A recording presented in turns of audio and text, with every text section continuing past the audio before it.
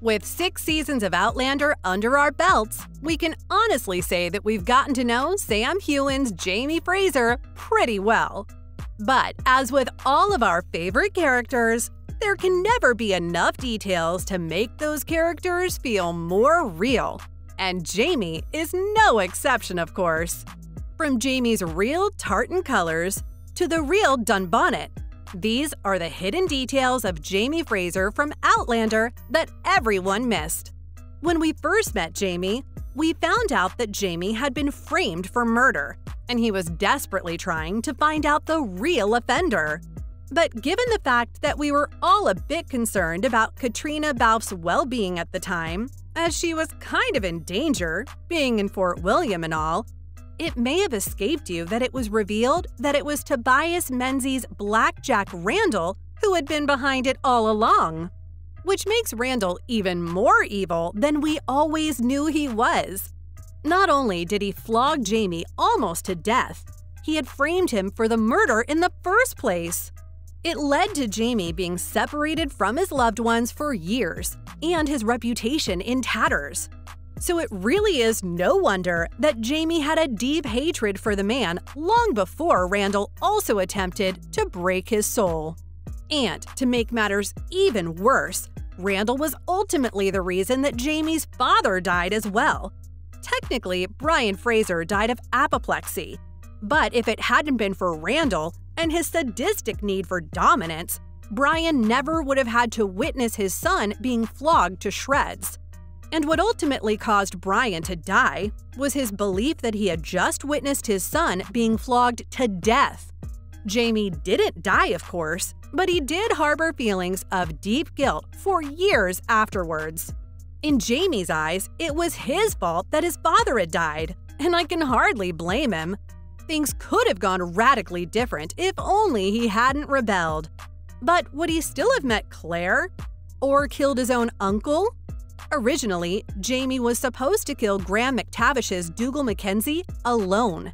At the end of Diana Gabaldon's book Dragonfly and Amber, Jamie kills the war chieftain after the attempted attack on Claire. But in the series, Jamie and Claire commit the crime together.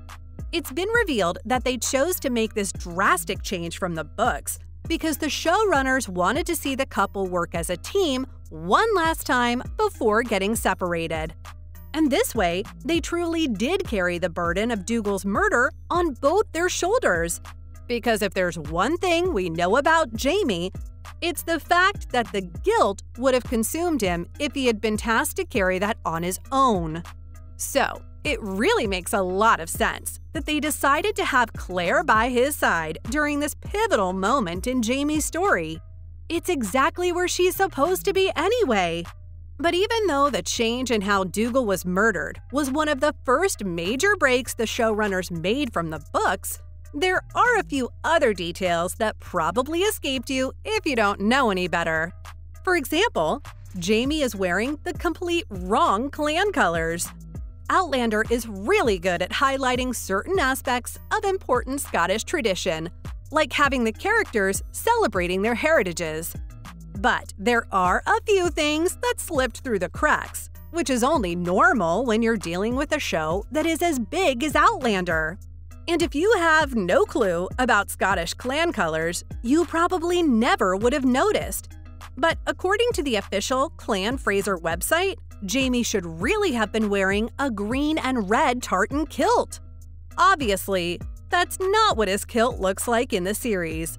But again, there was a good reason for the change.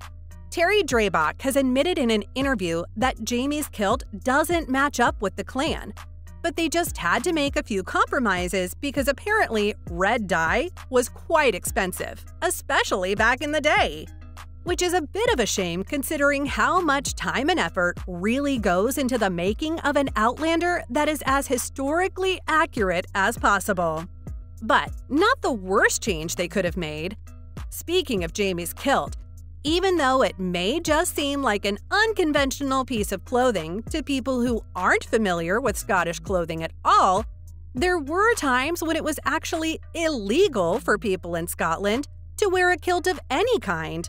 And this shows in Season 3 of the series. At the beginning of the season, you may have noticed that our dashing Scott has exchanged his kilt for trousers and suits. And there's an actual real-life reason for it as well.